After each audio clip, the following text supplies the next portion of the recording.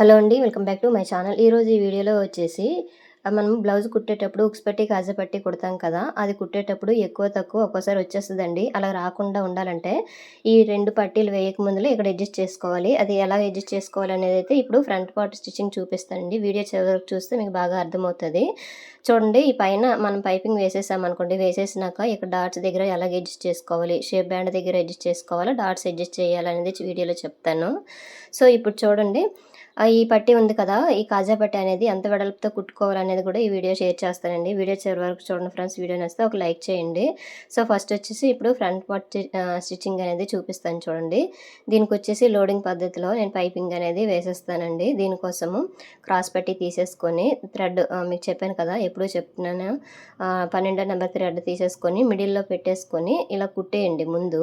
కుట్టేసినాక తర్వాత ఈ లైనింగ్ తీసేసుకోండి. ఇప్పుడు ఫ్రంట్ పార్ట్స్ లైనింగ్ ఉంటాయి కదండీ! ఆ లైనింగ్ తీసేసుకొని నెక్ రౌండ్ దగ్గర ఇలాగ కుట్టుకొనైతే వచ్చేయండి. పాదం వెడల్పుతోటి మనం ఖర్చు ఎంత ఉంచుతామో అంతే ఖర్చుతోటి కుట్టేసుకొని వచ్చేయండి. ఫస్ట్ ఒకటి పెట్టేసుకొని కుట్టాం కదండీ! దానికి ఎదురుగా ఇంకోటి వచ్చేటట్టుగా చూసేసుకోండి. లేదంటే 2 ఒకే వైపు వచ్చేస్తాయండి.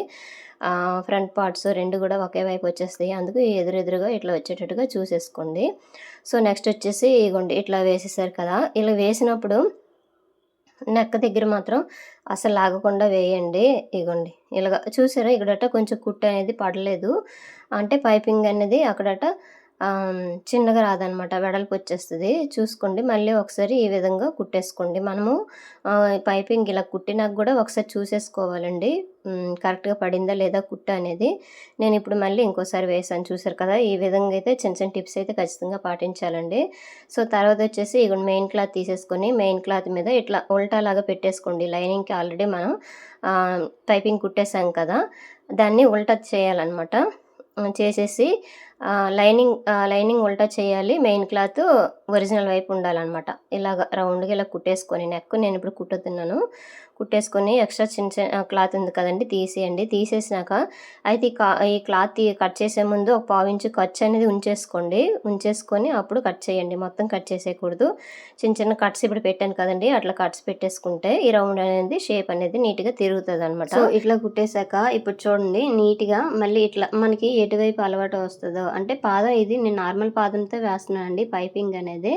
నాకు ఇటు సైడ్ అలవాటనమాట. అందుకోసం ఇలా పెట్టేసుకొని ఆ థ్రెడ్ పక్కనే మళ్ళీ కుట్టు వచ్చేటట్టుగా చూసేసుకోండి.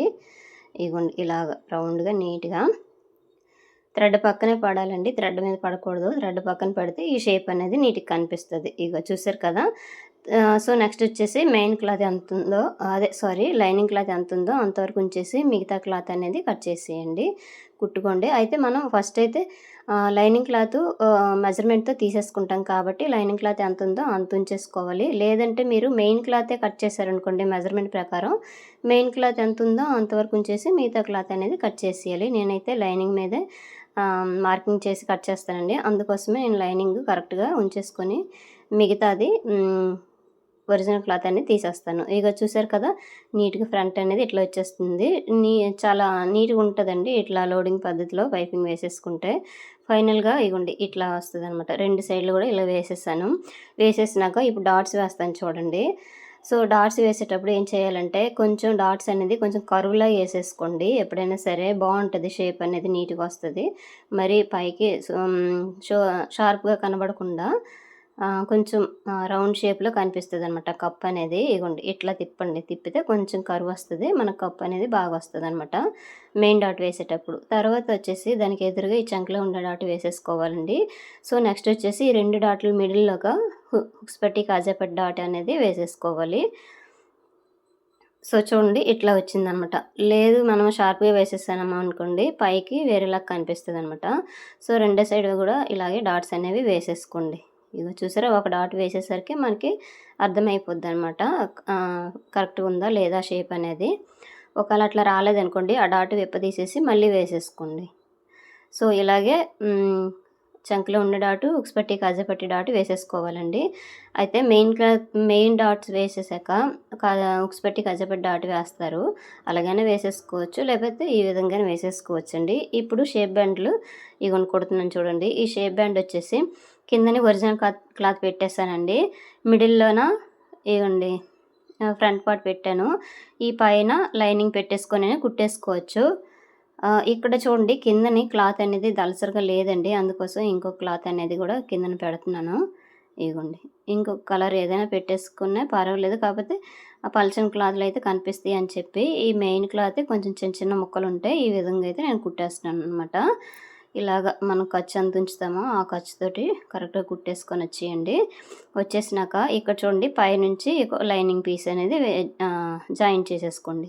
లేదు మీకు ఒకేసారి అయిపోవాలంటే కిందన మెయిన్ క్లాత్ పెట్టేసుకోండి. మిడిల్‌లోన ఫ్రంట్ పార్ట్ పెట్టేసుకొని పైన లైనింగ్ పెట్టేసుకొని ఇలా స్టిచ్ అనేది కూడా వేసేసుకొని వచ్చేయవచ్చు. నేనైతే ఇది కొత్తగా నేర్చుకునే వారికైతే ఉపయోగపడుతుందని చెప్పేసి ఈ విధంగా కుడుతున్నానండి చూసే వాళ్ళకైతే. సో చూడండి కరెక్ట్‌గా ఇట్లా వచ్చేసింది కదా! ఇక్కడ షేప్ బ్యాండ్ అనేది ఒకవేళ ఎక్కువ వచ్చేసింది అని అనిపిస్తే మాత్రం మీరేం చేస్తారంటే ఇక్కడ అడ్జస్ట్ చేసుకొని కుట్టేసుకోండి. ఇగోండి ఇలాగా మనకి ఎంత కావాలో అంత ఉంచేసి మిగతాది లోపలికి ఇలా పెట్టేసి ఫస్ట్ ఒక స్టిచ్ అనేది వేసేసుకోండి. తర్వాత దాని మీద ఇట్లా ఫోల్డింగ్ చేసేసి వేసేసుకుంటే కరెక్ట్ నీట్‌గా వచ్చేస్తది. కొంచెం షేప్ బ్యాండ్ అనేది కొంచెం ఎక్కువ తీసుకుంటాం కదండీ! ఆ ఎక్కువ తీసుకునేది మొత్తం లోపల సైడ్‌కి వెళ్ళేటట్టుగా పెట్టేస్తే సరిపోద్ది. ఈ ఎక్స్ట్రా ఉన్న క్లాత్ తీసేయండి. ఎక్కువ తక్కువ ఉండేవి సైడులంట తీసేస్తే చూసారు కదా ఎంత నీట్‌గా వచ్చేసిందో. ఇగోండి ఇక్కడ ఇలాగా రెండో ఇంకోటి కూడా ఉందండి. ఒకటి పాదం వైపు వెళ్తది కదా! సైడ్ జాయింట్ వేసేది. ఇంకోటి మన వైపు వస్తదనమాట. ఇట్లా చూసుకొని మనము ఈ షేప్ బ్యాండ్లు అనేవి కుట్టేసుకోవాలి. ఇలా చిన్న చిన్న కట్స్ ఎందుకు ఇస్తున్నానంటే ఇది ఫ్రీగా ఇట్లా వస్తుందండి. లేదంటే ఎత్తినట్టు కనిపిస్తుంది అనమాట పైకి ఇలాగా. అందుకోసము చిన్న కట్స్ ఇచ్చేసుకోండి. నేను లోపల చిన్న చిన్న పీసులు పెట్టేసానండి కొంచెం దలసరగా ఉండాలని చెప్పేసి. లేదు మీ దగ్గర లైనింగ్ పీసులే ఉన్నాయనుకోండి 2 లైనింగ్ ముక్కలు తీసేసుకోండి. ఒకటి మెయిన్ క్లాత్ తీసేసుకుంటే సరిపోతుంది. నా దగ్గర లైనింగ్ క్లాత్ ఎక్కువ లేదండి. అందుకోసం నేను లోపల సైడు ఒరిజినల్ క్లాతే చిన్న చిన్న ముక్కలు ఉంటే నేను పెట్టేసి ఇలాగైతే కుట్టేస్తున్నాను కొంచెం దలసరగా ఉండడానికి. సో చూసారు కదండి ఇక్కడ చెప్తాను చూడండి. ఇక్కడ ఒకవేళ మనకి ఎక్కువ తక్కువ వచ్చేసింది అనుకోండి ఇగోండి ఇక్కడ షేప్ బ్యాండ్ దగ్గర విప్పదీసేయండి. కొంచెం విప్పేసి ఇక్కడ అడ్జస్ట్ చేసి కుట్టేసుకోండి. తక్కువైనా సరే అక్కడ అడ్జస్ట్ చేసుకోండి. ఎక్కువైనా సరే కొంచెం పట్టియండి. లేదంటే అక్కడట చిన్న డాట్ వేసాం కదా మిడిల్లోన ఆ డాట్ దగ్గరైనా కొంచెం అడ్జస్ట్ చేసుకోవాలి. కానీ మనం హుక్స్ పెట్టి కాజా పెట్టి కుట్టేటప్పుడు మాత్రం కటింగ్ చేసేయకూడదండి. ఇప్పుడు ఈ 2 వేయక ముందులే మనమైతే అడ్జస్ట్ చేసుకోవాలి. అదైతే ఖచ్చితంగా పాటించాలండి. ముందు చెప్పాను కదండి స్టార్టింగ్‌లో ఆ విధంగా. సో నెక్స్ట్ వచ్చేసి ఇగోండి కాజా పట్టీ వచ్చేసి ఎప్పుడైనా సరే కనీసం 1.25 వెడల్పుతో వచ్చేటట్టుగా అంటే ఫోల్డింగ్ చేసి కుట్టేశాక 1.25 వెడల్పు వచ్చేటట్టుగా చూసేసుకోవాలి. నేనైతే 3 ఇంచెస్ క్లాత్‌ని తీసేసి ఇట్లా ఫోల్డింగ్ చేసి అయితే కుడుతున్నానండి. మొత్తం కుట్టేసాక 1.25 క్లాత్ అనేది వస్తది. ఎందుకంటే ఎప్పుడైనా కొంచెం వెడల్పే కుట్టేసుకోవాలి. ఈ హుక్స్‌లు పెట్టేసాక కొంచెం లాగినట్టు ఉంటది కదా! మిడిల్‌లోన గ్యాప్ వచ్చేస్తదనమాట. ఆ గ్యాప్ కవర్ అవ్వాలంటే కొంచెం వెడల్పు అనేది వేసేసుకోండి. సో అయిపోయింది కాజా పట్టీ. ఇప్పుడు హుక్స్ పట్టీ వేస్తున్నాను. హుక్స్ పట్టీ కూడా కొంచెం వెడల్పుతో చూసేసుకోండి. నేను కింద నుంచి అయితే ఇట్లా వేస్తున్నానండి. తర్వాత ఈ డాట్ దగ్గర చిన్న ఫోల్డింగ్ చేసుకొని ఈ పైన కూడా ఫోల్డింగ్ చేసేసాను. హెమ్మింగ్ చెయ్యం కదా! ఆల్రెడీ పైపింగ్ వేసేసాం కాబట్టి పైపింగ్ వేసేటప్పుడు క్లాత్‌ని ఫోల్డింగ్ చేసి మళ్ళీ ఇట్లా తిప్పేయాలి. ఇప్పుడు వీడియోలో చూపిస్తున్నాను కదండీ! ఈ విధంగా తిప్పేసి కుట్టేసామనుకోండి మన హెమ్మింగ్‌తో పని లేదు. సింపుల్‌గా అయిపోద్దనమాట. ఒక హుక్స్‌లు కాజాలు వేసేస్తే సరిపోతది. ఇగోండి ఇలాగా. సో 2 కరెక్ట్‌గా వచ్చాయా లేదా ఒకసారి చెక్ చేసేసుకోండి. సో ఫ్రెండ్స్ వీడియోలు చూసినా కానీ ఎవరు లైక్ చేయడం లేదు. ప్లీజ్ లైక్ చేయండి. చాలా టిప్స్ అనేవి షేర్ చేస్తున్నాను. నాకైతే కామెంట్ చేయండి ఏ విధంగా ఉన్నాయని చెప్పేసి. ఇక్కడ చూడండి కొంచెం పైకి వచ్చిందనుకోండి ఎక్కువ వచ్చిందనుకోండి ఇక్కడ కొంచెం ఇలా తీసేయండి. నేను ఇప్పుడు చూపిస్తాను చూడండి. ఇగోండి 2 కరెక్ట్‌గా ఉన్నాయో లేదో చూసుకొని కొంచెం తీసేయడమే. ఇంతేనండి వీడియో నచ్చితే లైక్ చేయండి. థాంక్స్.